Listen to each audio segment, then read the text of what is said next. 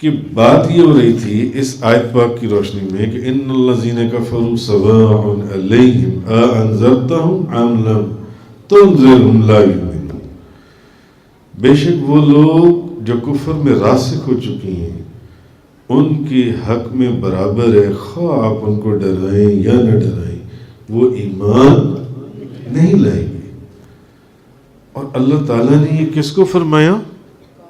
نبی کریم صلی اللہ علیہ وسلم کو، تاجدار دو جہاں، شاہ سوار لا مکان، مالک زمین و آسمان، روح کن فکاں، آپ حضرت ابن عباس فرماتی ہیں کہ یہ جو آیت ہے نا، یہ ان یہودیوں کے بارے میں نازل ہوئی جنہوں نے نبی کریم صلی اللہ علیہ وسلم کے زمانے میں مدینہ منورہ میں ایک محلہ بنا لیا تھا۔ ان یہودیوں کے متعلق جنہوں نے حضور کے زمانے میں ایک خاص محلہ بنایا تھا مدینہ منورہ میں، اور وہ سارے یہودیوں کا جو گروپ تھا ایک وہاں رہتا تھا۔ ویسے تو مدینہ منورہ میں یہودیوں کی کثرت تھی، یہ کچھ خاص لوگ تھے جو وہاں رہتے تھے، اور یہ رسول کریم صلی اللہ علیہ وسلم کی نبوت کا نہ صرف انکار کرتے تھے بلکہ اسی انکار اور اسی کفر کے اوپر یہ سارے مر گئے، یہ سارے مر گئے۔ تو ان کی مذمت میں یہ آیات نازل ہوئی۔ یہ آیات اس لیے نازل ہوئی کہ حضرت ابن عباس یہ فرماتے ہیں کہ نبی کریم صلی اللہ علیہ وسلم اس پر حریص تھے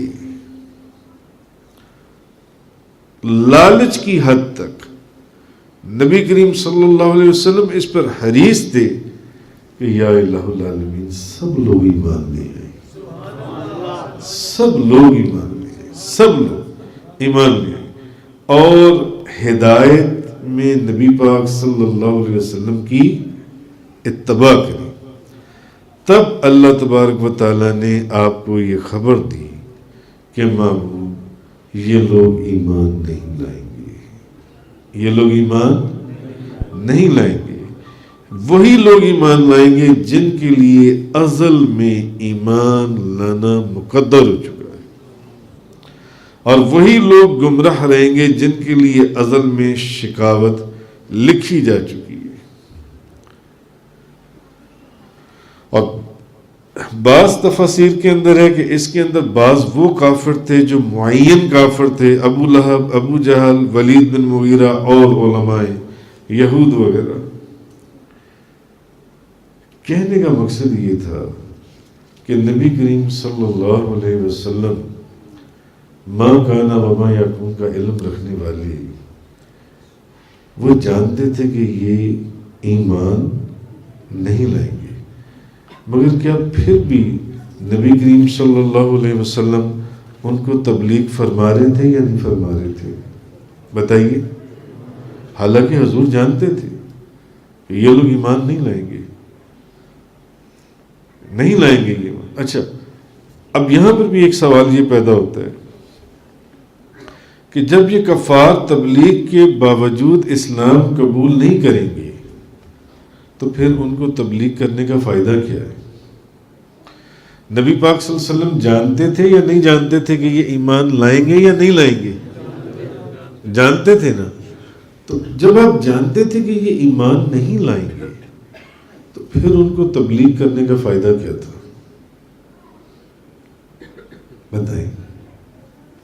کہتی ہے نا یار چھوڑو تم اس کو کیا سمجھانے لگے ہوئے، اس نے تو بات سننی نہیں ہے تمہاری، اس نے صحیح بات نہیں ماننی، اس نے صحیح بات نہیں سمجھنی۔ نبی پاک صلی اللہ علیہ وسلم جانتے تھے کہ وہ ایمان نہیں لائیں گے۔ جب آپ جانتے تھے کہ وہ ایمان نہیں لائیں گے تو پھر ان کو تبلیغ کا کرنے کا کیا فائدہ تھا؟